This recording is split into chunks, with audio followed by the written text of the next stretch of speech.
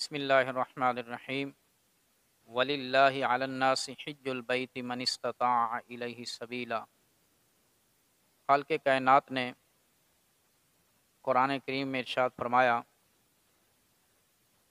کہ لوگوں پر بیت اللہ کا حج فرض کیا گیا ہے جو بیت اللہ تک پہنچنے کی استطاعت رکھتے ہوں۔ رسول اللہ صلی اللہ علیہ وسلم نے ارشاد فرمایا کہ جو طاقت اور وسعت کے باوجود بھی حج نہ کرے اس پر برابر ہے وہ یہودی ہو کر مرے یا عیسائی ہو کر مرے۔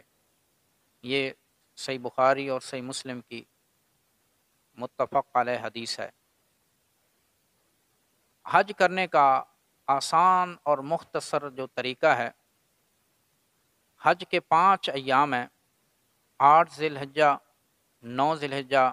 10 ذی الحجہ، 11 اور 12 ذی الحجہ۔ 8 ذی الحجہ جسے یوم الترویح کہا جاتا ہے، نماز فجر کی ادائیگی کے بعد احرام کی حالت میں وہ مقام مینا کی طرف نکل جائے اور وہاں ظہر، عصر، مغرب، عشاء اور رات مینا میں قیام کرے، اور صبح نماز فجر کی ادائیگی کے بعد مقام عرفات کی طرف روانہ ہو جائے۔ 9 ذی الحجہ کو وہاں وقوف عرفہ کرے، اور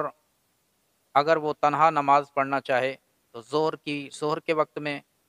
اور عصر کے وقت میں ادائیگی کرے، اور خطبہ حج سنیں، اور اگر امام کے پیچھے نماز پڑھے تو پھر ظہر کے وقت میں ہی ظہر و عصر ملا کر کٹھی ہی پڑھے گا۔ اس کے بعد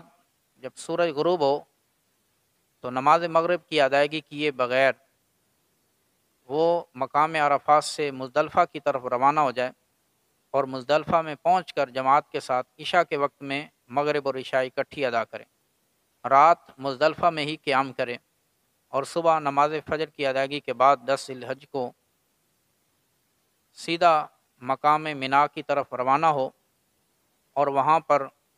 بڑے شیطان کو کنکریاں مارے، اور اس کے بعد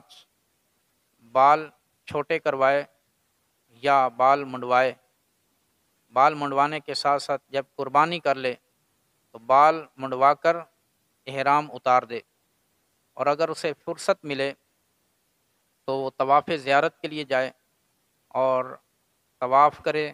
سعی کرے، اور واپس آ کر رات مینا میں ہی قیام کرے، اور 11 ذی الحجہ کو دوبارہ زوال آفتاب کے بعد سب سے پہلے رمی کرے۔ سب سے پہلے چھوٹے شیطان کو کنکریاں مارے، پھر درمیانے شیطان کو، اور پھر بڑے شیطان کو، اور اگر طواف زیارت 10 ذی الحجہ کو نہیں کیا تھا تو اب 11 کو کر لے۔ اسی طرح 12 ذی الحجہ آ جائے گی تو 12 ذی الحجہ کو زوال آفتاب کے بعد سب سے پہلے چھوٹے شیطان کو کنکریاں مارے، پھر درمیانے، اور پھر بڑے شیطان کو، اور اگر طواف زیارت پہلے نہیں کیا تھا تو غروب آفتاب سے پہلے پہلے طواف زیارت کر سکتا ہے۔ اس کے بعد 13 ذی الحجہ کو اگر وہ رمی کرنا چاہتا ہے